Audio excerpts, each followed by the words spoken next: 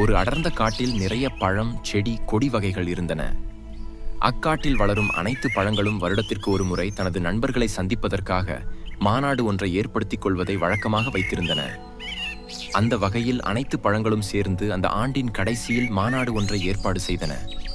தன் நண்பர்களை சந்திப்பதற்கு ஆர்வமாக அனைத்து பழங்களும் தயாராகிச் சென்றன.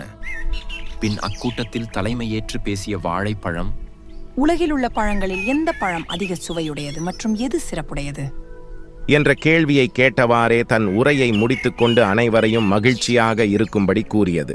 பின்னர் ஆப்பிள், தன்னை உட்கொள்பவர்களுக்கு நோய் வராமல் தடுக்கும் எதிர்ப்பு திறன் என்னிடம் உள்ளது என்று கூறியது.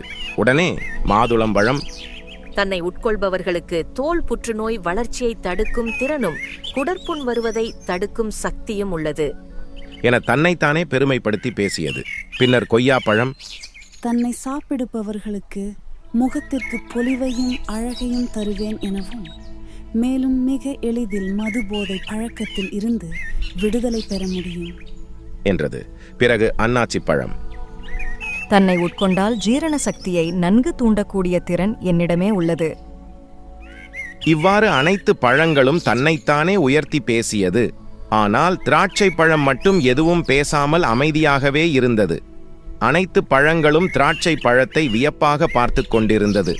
திராட்சை பழம் ஏதாவது பேசும் என்று எதிர்பார்த்தன. ஆனால் திராட்சை பழமோ எதுவும் பேசாமல் அமைதியாக இருந்தது. திராட்சை அமைதியாக இருந்ததை பார்த்த மற்ற பழங்கள் அதை பார்த்து இழிவாக நினைத்து சிரித்தது. அச்சமயம் பலாப்பழம் ஒன்று உருண்டு வந்து திராட்சையின் அருகில் நின்றது. பலாப்பழம் திராட்சை பழத்தை பார்த்து அன்புடன், திராட்சையே, நீ ஏன் மௌனமாக இருக்கிறாய் என்று கேட்டது. ஆனால் திராட்சை எதுவும் பேசாமலே இருந்தது. திராட்சையே, உன்னை பற்றி எனக்கு தெரியும். உலகில் உள்ள அனைத்து பழங்களிலும் சிறப்பு பெற்றவன், நன்மையைச் செய்பவன், நலம் அளிப்பவன், சுவை நிரம்பியவன் நீதான் என்று. ஆனால் அதை தவிர ஒரு சிறப்பு தகுதி உன்னிடம் உண்டு. அதை நீயே கூற வேண்டும். அப்போதுதான் மற்ற பழங்களுக்கும் உன் தகுதி பற்றி தெரியும் என்று கூறியது. வாழும்போதும் வளரும்போதும் ஏன் மரணத்திலும் கூட நாங்கள் இணைபிரியாமல் இருக்கிறோம் என்று கூறியது. அதனால்தான் நாங்கள் சிறந்தவர்கள் என்ற அங்கீகாரத்தை அடைந்திருக்கிறோம். அப்பொழுதுதான் மற்ற பழங்கள் திராட்சையை பற்றி நன்கு தெரிந்து கொண்டது. தாங்கள் சிரித்ததற்கு திராட்சையிடம் மன்னிப்பும் கேட்டுக்கொண்டது. நீதி, ஒற்றுமையாக இருப்பதே தனிச்சிறப்பு.